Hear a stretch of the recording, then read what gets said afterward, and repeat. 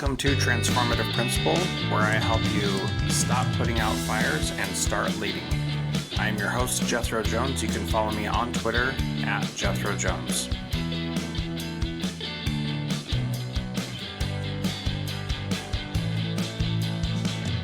Welcome to Transformative Principle. I'm your host, Jethro Jones. You can find me on all the socials at Jethro Jones. And I'm excited to have on the program today Dr. Peter Rios. He is the founder of Peter Rios Consulting and the author of two books, Untold Stories, the Latinx Leadership Experience in Higher Education, and Maximize, 12 Keys to Unlocking Your Greatest Potential. He served all over the place in businesses, religious institutions, churches, government, higher education, nonprofits, and always focusing on leadership, organizational diversity, equity, inclusion, leadership development, and innovation. And I'm so excited to have him on the program today. Peter, welcome to Transformative Principle. Thanks for being here. Thank you for having me. Such an honor to be here with you and the audience. Yeah, thank you. So what is most valuable from our conversation today to you? Yeah, I think, what sticks out the most is we're speaking to leaders, and as leaders ourselves, I think honesty, right? Being honest with yourself, knowing yourself and knowing where you are in your life, professionally, personally. I think that would be next level leadership development, that I know that there's areas that I'm doing well in, but there's some other areas also that I may need to address, that may need some fine tuning, that may need some pivots for me to then increase the value that I'm providing and being able to empower the people that I'm serving. So I think that sometimes in leadership, we can be so busy that we think we're doing things one way, or that the outcomes are of one, but then the honest truth is that it's something else. And so I think that knowing the true, the honest truth about where I'm at, who I am, that will help me to be the best leader and serve people.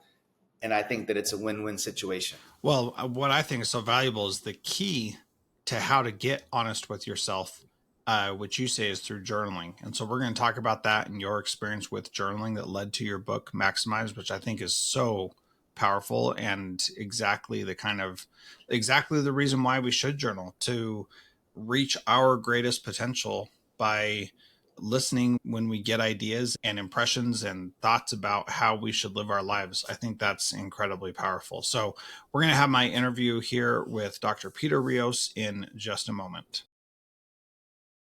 So, Peter, I wonder if we could start out by you talking about what you see as the difference between leadership and leadership development and leader development. And those three things are sometimes spoken of interchangeably, but they are different. And so I want to get into a little bit of the nuance with those first. Thank you. I think so I probably will come from the school of that they are intertwined. And I actually throw a wrench in the conversation of leaders and followers. There's a whole scholarship about followership and leadership. And I think that it's contextual, right? So in any given moment, I can be a leader or a follower. And so I think there's leader development and then there's follower development, if that makes sense, because in multiple settings you and I can walk into, and again, you'll be a follower in 1 minute and then we go to another meeting and you're actually leading it. So now you're the leader and I'm the follower, vice versa. And I think that it's leadership development is best when we meet people where they're at with their experiences, with the intersectionality of who they are, their backgrounds, their education, and then helping them get to that next level. It's rarely like a huge jump, right? It's like innovation. It's incrementally. Leadership development also, it's step by step, it's one pivot after another. It's one improvement after another. And so I think I probably would return the question of leadership development where and with who. I think that matters, because I don't think we can also give an umbrella approach. Are we talking about leadership development in the US? Then that's totally different than leadership development, let's say in a developing country or in Asia so I don't know if you want to kind of let's feed into that a little bit more, but that would be very I appreciate that piece of the conversation. Two things that I want to highlight that I think are really valuable. Number one is that you are a leader And even when you're a leader by title, you're still a follower in other ways. And so, of course, we're talking here to mostly school principals. That's who listens to this show the most. And they are leaders in their buildings, but they are definitely followers in the district. One of the things that I talk about is that you have to have your own vision for your school and what that looks like. And you have to lead out on that. And if you don't, you're not ever going to find any kind of success, because if you can't even define what that success looks like, then you'll never find it anyway, and you'll constantly be chasing after something. But then you also have to buy into and be a follower of the district vision, because if you're your own thing out on the edge, you're going to get chopped off. It's not going to work. So I really like that. The second thing that I like that you brought up is the idea of iterative progress and growing little by little, and that there may be some things that we can identify that, everybody needs to have, but we're all at a different level in our own personal development, and those little adjustments, those need to happen as well. And it's not always easy to see where those little adjustments are or need to be. Sometimes you can't see that yourself. Sometimes you know exactly what you need to do, and other times you need someone to come in and say, hey, here's where you're missing the boat, and this is what you need to do next. Yeah, so that's great. I think you touched some important points of, let's just say, a principal to respond to the district, and maybe the district has a certain curriculum or leadership development program. But then I think the principal, and you and I were talking previously, I've been in administration myself, where personally I've had to subscribe to the system that I'm serving in, but then personally see where are the gaps. And I think that that's where doing a self-analysis, or even sometimes having a 360 done on yourself or something of that nature, where you can see where are your growth opportunities and begin to address those aggressively. Everybody probably listening most likely are lifelong learners. And so again, where's my next growth opportunity? For example, in the US, especially public schools, there's a lot of areas in the US where majority students are now students of color. That's different than where it was 20, 30 years ago. And I think that cultural responsiveness or cultural competence is huge. And so, how do you communicate with those students? How do you interact with your teachers? How do you prepare newer teachers?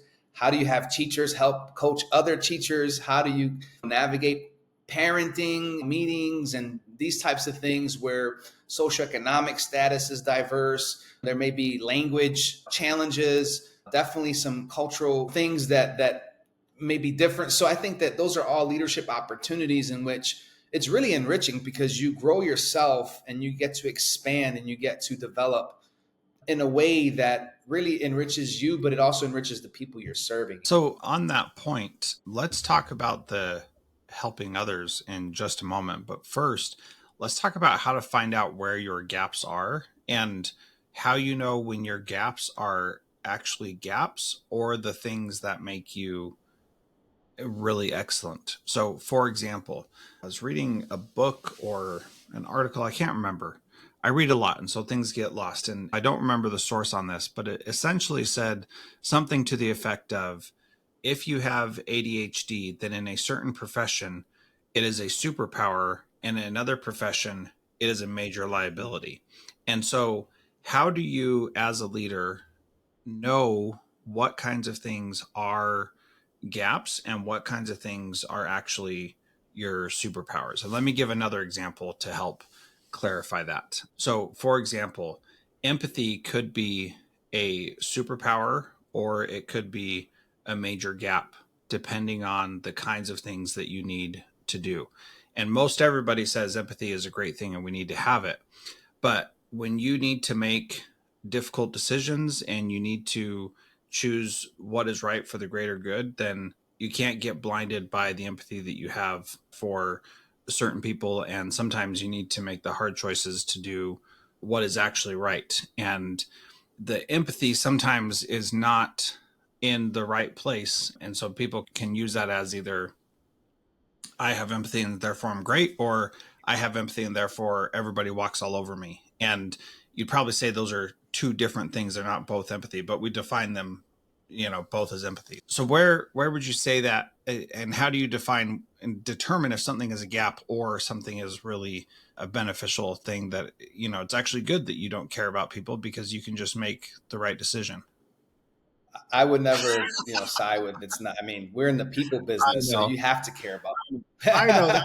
Yeah. No, I'm teasing. You make a lot of great points. I would think that as a principal, as a leader, as an administrator, as a teacher, you're surrounded by others. I know principals have vice principals. There may be some others in the administration that share.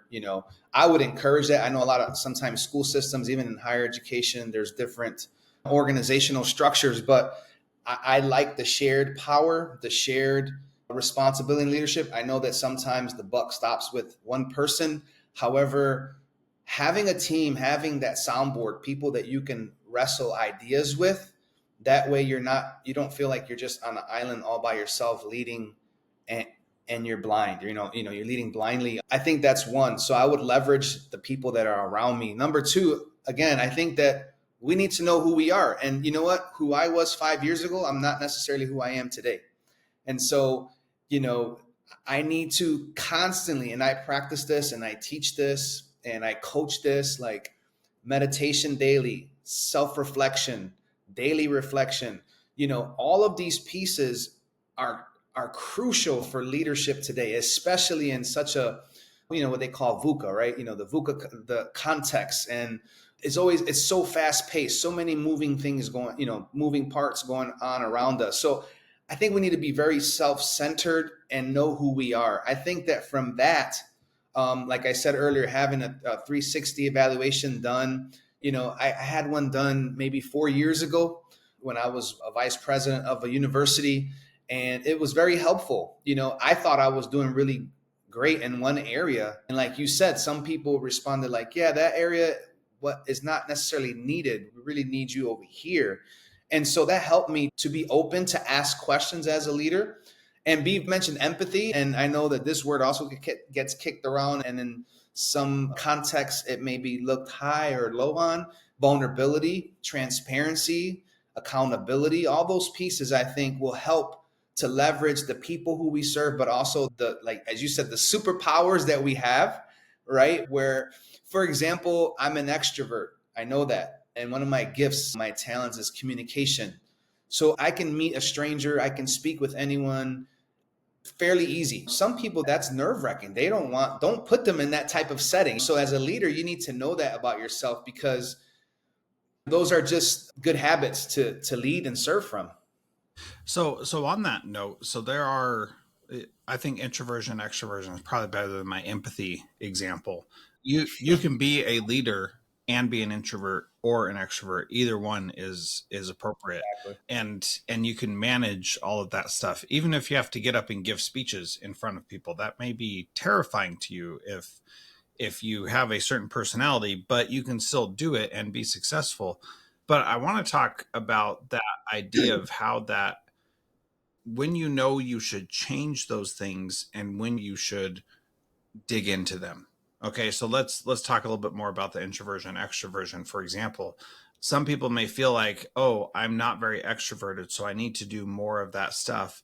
And other people will say, no, I'm definitely an introvert. This is my skill set. This is where I'm good. And I need to stay in this, which means I'm not going to try to do these bigger extroverted things. I'm going to really focus on doing the introverted things. I'm going to have one-on-one conversations with people a lot more. Whereas the other person's like, I'm going to stand up in front of the staff and like inspire them every week because that's what I'm good at. So how do you know if that is a weakness or a perceived weakness that's actually a superpower? I think that's contextual, right? I mean, in one school or one district, it could be seen as not valued as much. But I believe that, again, it goes back to the person knowing who you are. Leadership development is really getting to know more of who you are and what you carry and what you bring, the value you add. I think if you have that pretty clear, and again, it changes as if we are growing, if we're learners, that will change, that will evolve. But knowing who you are. And so I think that, where you get surveys, feedback loops, or you're in communication with your teams, or even in the principal's situation, the district, having your supervisors feedback, others who are around you. How am I doing? Let's be honest. I think that everybody needs that feedback. And sometimes those are very difficult conversations, right? Because sometimes, I mean, who likes to be told that they're not necessarily hitting a mark on something or some area, you know? And so it's very difficult. But leadership is difficult. Yeah. That's why you're in that position, in that role, because you thought, and the people who hired you, that you could handle it, that you would be able to navigate that. So I think that's my best answer, is that knowing who you are and then knowing the people you serve well. And if there's gaps in that, that's where I think there's a lot of issues, So if I'm a principal and I'm introverted, I probably want to recruit my vice principal or those around me to be a little bit more extroverted so that we complement one another, or vice versa, right? If I'm extroverted, I need some introverts so that they can help me keep me grounded and I'm not like a kite flying everywhere, And so it's that balance, right? I think what happens in leadership is that sometimes, like, historically, charismatic people would get a lot of clout. And we thought, before like leadership theory was really robust as it is today, somebody who's charismatic, that's a leader. And it's like, that's one part, and that could be great, but actually there's different skill sets, different characteristics, different behavioral aspects to leadership. So I think that we're growing, it's evolving, and this is the opportunity we have today as leaders to make an impact and actually put our mark on leadership and service. Mm-hmm. Yeah, I think that's a perfect way to say it, that we need to put our own mark on the leadership that we're doing and be able to say, like, this is who I am. So that authenticity about who you really are, to me, seems really important, that regardless of what some may say are your weaknesses or your strengths, you should be able to be you and be able to lean into who you are without having to change who you are to meet somebody else's expectation. Because the thing is, when you're changing yourself to meet somebody else's expectation instead of becoming your own best self, then you're lying by being somebody that you're not. And when you lie like that, it is impossible for you to have integrity and continue fulfilling what you need to fulfill. How do you respond to that? That's a good question. I think that, so where I'm at today, I know that I do not belong in administration. Uh-huh. Because although I'm good at it, it drains Yeah. me. It just drains me. And, the meetings, the emails, the paperwork, that's really, I can do it, and I'm really organized, so I can do it and hit some home runs. But I've learned that's not who I am. So like you said, knowing yourself, knowing who you are. And so from administration, I went to professorship. I love to speak. I love to engage with people. I love to teach. So, you have people who have a unique gift set. They're kind of hybrids, but what was the question again? I'm sorry. I went around and I'm going somewhere else. No, it's all good. Being transparent. Yeah, right? it's fine. When you're trying to be somebody that you're not, then you're lying and you're living a lie. When you are Okay. living as yourself, then you're not living Yeah. a lie. And a lot of Yes. times, to get the job or get the promotion or get the opportunity, we try to lie to be somebody we're not, when we'd be much better off just being ourselves. Yeah. So that's complicated, It right? is. Because sometimes people take a role because they need to make a Yeah. living, or because they have a family, or whatever their life situation. So I don't want to minimize that, or I think, and then to be fair, and I would love to see what you think about this. I think in every organization, talking about being yourself. So as a person of color, and I wrote about this in my first book, Untold Stories, it was really hard to be my full Latino self in a predominantly white institution when all the leaders were majority culture and I'm the only Latinx person. And so I'm supposed to speak for all the Latinx people in the world. I'm like, that's not the way it works, And so I use myself as an example. I tried to be my full authentic self on a daily basis, but I knew that there was like this one, let's just say 1 through 10, right? People could handle maybe 1 through 6. But once I start to get to 7, 8, it's like, whoa, like that's a little too Hispanic for me, Yeah. And again, it's contextual. It depends on the country or where in the country. And then, so I think that as leaders, you need to be wise of where you choose to serve. And you need to be in full alignment with the mission and vision of the institution, or in this case, maybe even the district, and then who you're going to work with. And does that system allow you to be your full authentic self? Because if it doesn't, and to be fair, most of us, when you get to a leadership role, you have to assimilate a little bit. And it just depends on what level. Let's just use a lever, right? What level of assimilation are you comfortable with or not? So in my previous roles as administrator, there was a certain level where I could assimilate, I could run with the punches or whatnot, flow with the organizational culture of that's how we do things around here. But then if there's some issues where it's unethical, and like you said, where now I'm bending over backwards, that's not who I am. I'm very uncomfortable in my own skin. I think that's a conflict. But if there's a conflict because you have a leadership growth and that makes you uncomfortable, that's different, right? Because growth is uncomfortable. Nothing grows in a comfort zone. So you are going to be uncomfortable. I hope that makes sense, right? What I'm trying to say. Yeah, I totally get it. And I appreciate you taking that approach, because that lever is a really good description of the assimilation that you're trying to get to. Like, and especially you saying like level 6 Hispanic is okay, but level 7 Hispanic is too much. I think that that's a really fascinating way to approach that. It could be, a woman, right? Yeah.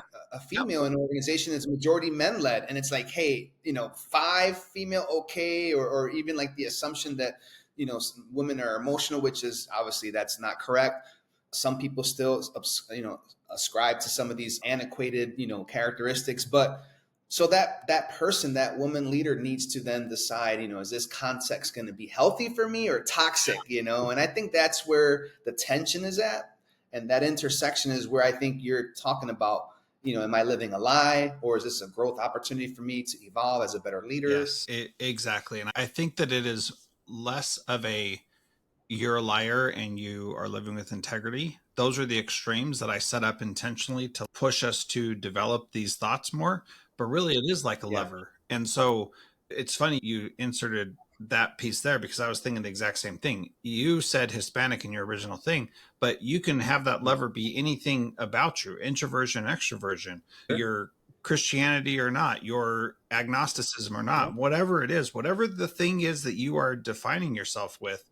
How comfortable are you with being wherever you're at on that? Like, and as you go through life, you go through these different experiences where you have less identity with that thing anyway. And so, that can change throughout your life as well. And I think for me, what I'm trying to get at is, how do you show up as your best self, who is your most authentic self, when it's appropriate? And like, sometimes they say you should bring your whole self to work, and other times they say you really should not bring your whole self to work, right? And so if it's like bring your whole self to work, kind of. Yep. So get the lever to a 5 to 7 range, but don't be 8, 9, or 10 in this thing at work. And in some situations, absolutely don't do that. So for example, I'm a Christian. I am a 10 on the Christian level, but when I'm a public school principal, it's not appropriate for me to bring Christianity into the school on a daily basis. And so I don't, because I'm not there to preach. I'm there to teach and help kids learn. And so I have to temper that. And I don't feel like I'm being disingenuous when I do that, because a lot of the decisions that I make are aligned with what I believe and that kind of thing. And so that is valuable. But, if you are like an anarchist, for example, and you don't believe there should be any kind of authority, then you probably shouldn't be a principal, because it's hard to only be at a 1 or a 2 on that piece if that's what you believe with your whole heart. And so these are the kinds of things where we're still trying to figure out what all of this means in our work context. Yeah, for sure. And I really appreciate you bringing in the whole faith and religion aspect.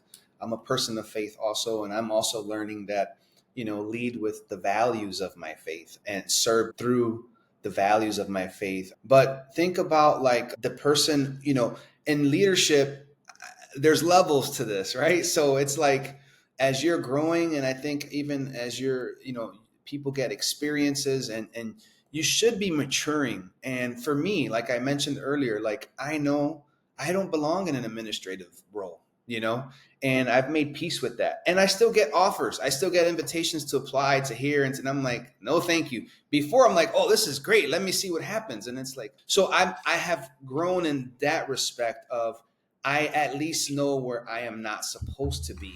So that helps me to be where I'm supposed to be, if that makes sense, and just same thing, maybe somebody is called to be a principal, and maybe they're called to administration and leadership, but maybe the district or the context is the wrong context, right? So the role is correct, but the context isn't, and so that person may need to shift.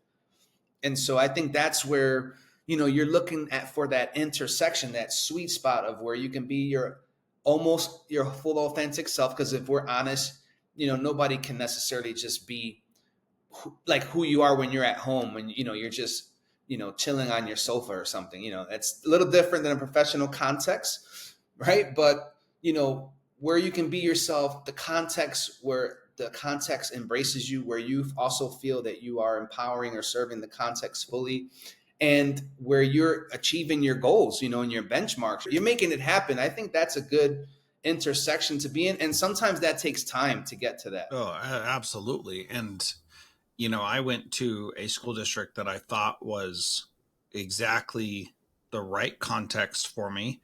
And so I went all in. And then once they figured out what I was doing, they were like, whoa, we're not ready for this. Like, this is not what we actually want.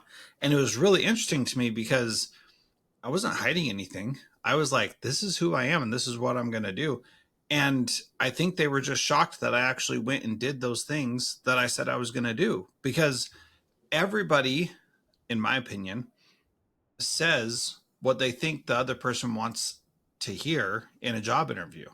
And so everybody knows that you're going to say all this stuff, but you're not actually going to do those things. Like, we talk pie in the sky, like this will be great.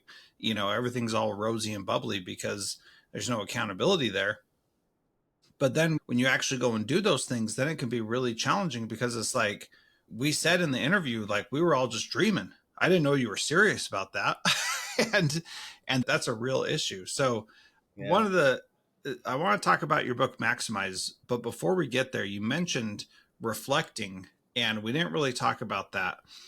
Can you walk us through one or two ways that you reflect on things and what the process is that you go through to help yourself reflect and see where you're at? hmm So two pieces that come to mind immediately. I'm married, so my spouse is my like a sounding board, right, to me, and accountability partner. So when I'm speaking with her, then it's a lot of good conversation of how am I doing as a friend, as a spouse, as a partner, as a global citizen.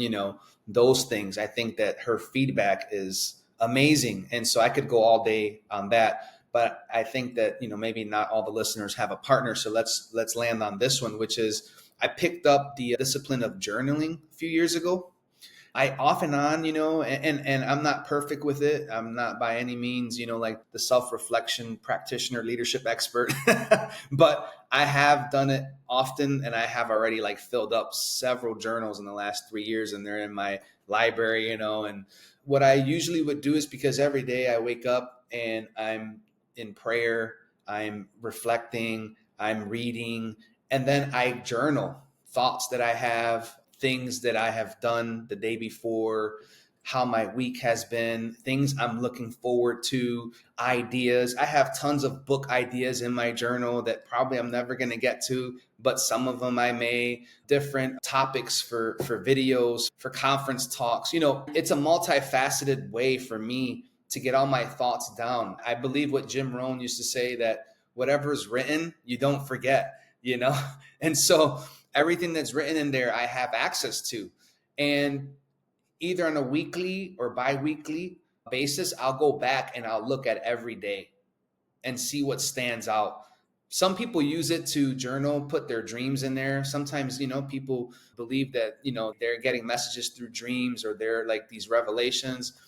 Everybody will find their own little niche of how to use it. And I think that's the important thing. It's like having a conversation with yourself and having an accountability piece with yourself, you know? And I'm telling you, I have had some really like aha moments in my journal when I'm like 4 months, later has gone by and I'm like, oh my goodness, I remember this dream. And actually these things kind of aligned with that, or, this idea. So for example, let me give you an example so that we can talk about maximize with this. I was waiting for my wife, Ruby, in August 2021. She's in a appointment. We're about to move to Barbados because she's about to start medical school. And I start getting like this download. And so I had my phone on me. And so usually, or sometimes what I'll do is, because I don't carry my journal with me, I'll write in my iPhone the notes and then I'll transfer them into my journal. And I wrote ideas of what I didn't know if it was going to be a book, a YouTube video, or a post, or, a sermon. I wasn't sure, but I put it in my notes. A year later, I go back to it and that became my book, Maximize. So you just never know, but if I would have not written that note down, guess what? I would have never had that record of, I had at that steps, because I was going to do some consulting work at Harvard. So I called it from the projects to Harvard, right? Because I grew up in public housing. So I'm like, this is crazy. How does somebody who grew up in public housing is now going to consult at Harvard University, which is considered one of the most prestigious universities in the world? My wife, we're about to move to the Caribbean. And so I wrote these 7 steps, which became then 12 keys, right? And the title changed and stuff through conversations. But the point is, if I had never made that note and if I had never written it in my journal, there wouldn't be a book today called Maximize. And that book is doing well. It's published in 2 languages, English and Spanish, and we're just trying to help people to become their best versions. Like you said, leadership development, helping people to get to that next level. Yeah, what a fascinating story. And what I love about that so much, Peter, is that that is true across so many different disciplines and people and everything. So I have my journal right here. Oh, there you go. And I'm going through some really difficult trials right now, and I am leaning into it and writing about it in my journal. I'm not complaining about what I'm going through, but I'm writing about what I want to learn from it. And the thing that I wrote most recently the other day is I just want to be patient and wait for this trial to pass and not be bemoaning and groaning. Oh, this is so difficult. I just want to be patient and wait for it to pass. And when it passes, then I'm going to look back at that and be like, oh, wow. Yeah, this was worth it to go through it, because I know something better is going to be on the other side once I figure out whatever that is. And that idea of keeping, like, writing things down. There are so many things that I wrote down years ago that have come to pass, and I've seen how they have worked out. And I think that reflecting and writing things down is the closest we get to predicting the future that we possibly can. And I think that's a really powerful insight. So I appreciate you sharing that. The book Maximize, you can get it. There's a link in the show notes at transformativeprinciple.org. And then if you search for Maximize Peter Rios, you'll find it on Amazon and anywhere else. And the last question I ask, Peter, is what is one thing that a principal can do this week to be a transformative leader like you? That's good. That's deep. I think that we've been talking about it. Let's stay with that idea of self-reflection, and being honest with yourself. How are you doing? Like you just said, you're going through some trials right now, and I appreciate you sharing that. How are you doing as a leader, not only in your context or your professional context, but as a person, as a citizen? How are you feeling? And just be honest. And if you are not well, whether it's spiritual, emotional, physical, right? We all need well-being. If one of those areas are kind of like out of sync, then it affects the other. And so, I have gotten counseling before. I have seen different experts for different areas of life because, different mentors or counselors, they're not the end all be all. They can't solve all your problems. And so getting the help. So be honest with yourself. How are you doing? And then get help if you need it. And I would say in that journey, wherever you're at, you may be doing well. You may be, hitting some home runs. Start journaling if you don't journal. I think that would be such a blessing for you as a leader, and also for me, it helped me in memory. It helped me, with keeping my thoughts in order. It helps me to kind of like, I feel like I'm in charge of my life, Yeah, I you love know? And so I think that in leadership, you have so many demands pulling at you, not just personally, professionally, that you can have that little pocket of time, whether it's 15 minutes in the morning or in the evening, whatever works for you, half hour. That would be next level modification, to your leadership journey. So I hope that Yeah, helps. that's excellent. I agree with that totally. The takeaway is start journaling. I think that's powerful. And just as a little plug here, there's another book that I think everybody should read, including you, Peter, called How to Take Smart Notes. Have you heard of that one? Nice. Who wrote it? Sankey Aarons. And Okay. also there's a link to that in the show notes. I've been trying to follow the practices in that of taking smart notes for the last few years. And that is another piece of what you're talking about of keeping track of things. So thank you very much for being here. I appreciate your time. If you would like to learn more about Peter, then you can go to peterriosconsulting.com. Did I get that right? Yes, Okay. www.peterriosconsulting.com. Also, my social media is at dr, no dot, just dr Peter Rios. Okay. Great. Yeah, we'll have a link to that in the show notes. Please do reach out to him. Thanks so much for being here on Transformative Principal. Thank you for having me.